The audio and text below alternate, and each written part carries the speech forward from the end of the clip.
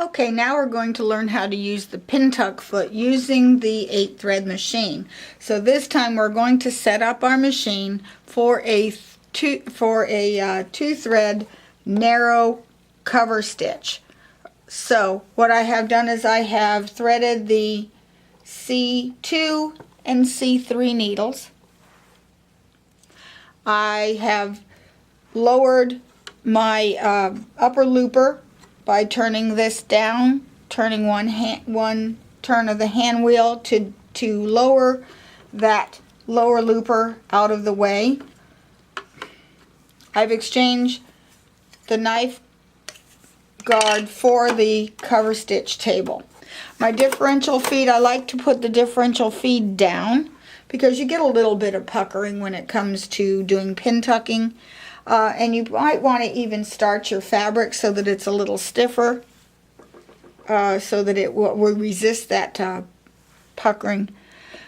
So I'm going to use the Pintuck foot, and yes, I have red painted across my foot because I use my feet in the classroom, and this way I get my and I occasionally lend them out to students, and this way I'm sure that I will get my feet back, because nobody wants feet with big red stripe across them.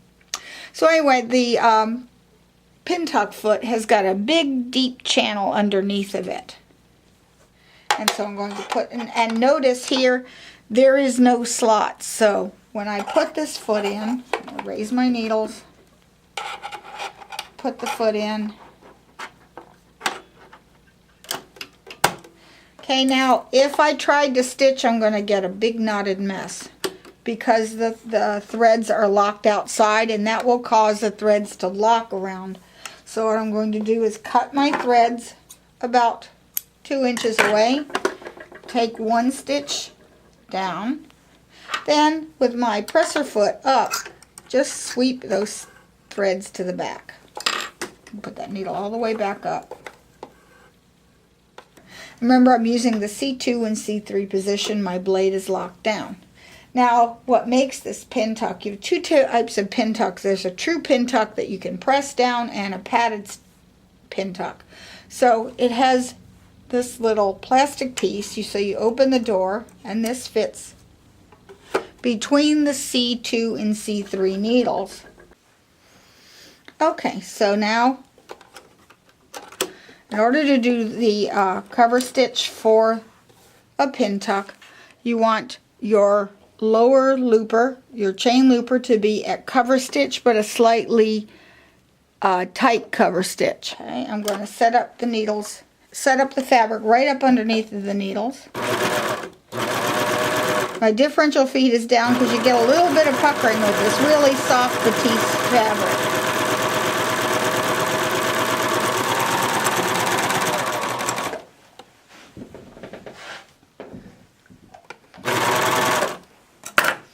So you get a really nice tight pin tuck.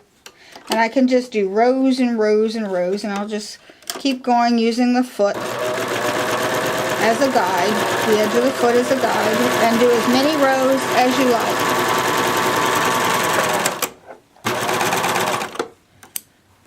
Okay, when I'm done, I'm going to press all these to one side.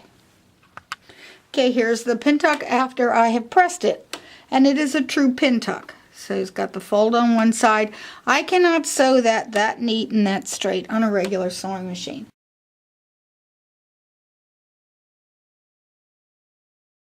Now you have a different type of pin tuck. You can do a stuffed pin tuck as well. And this time you're going to use this attachment. And it just slides in. You open the door and slide it in front of the needle plate. And I'm going to take some yarn or cording or whatever.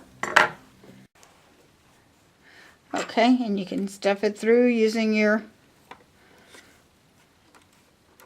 Allen wrench. And I'm going to pull those threads back a little bit to create some slack. I want to see slack. I'm going to place my threads, my yarn threads, underneath of between the needles, and again I'm going to put my fabric right up to the needles, And I don't have to hold on to my yarn. And this is going to create a stuffed Pintuck, which is going to give you a whole different look.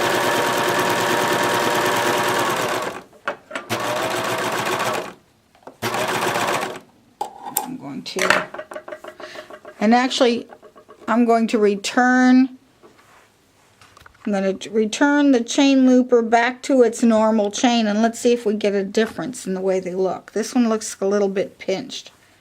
So let's try the next row.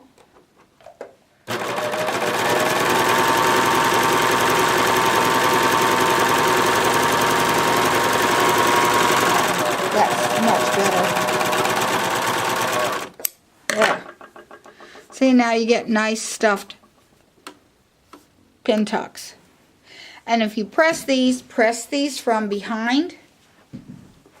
See, here it is after it's pressed. And I like this because you can use brightly colored yarns underneath. And what happens is that can give you really pretty shadow work. So that's it for the Pintuck foot. So if you have any questions, contact your nearest Babylock dealer or give us a call at Attic Treasures at 703-490-1536. This is Jerry Ford signing off till later. Bye.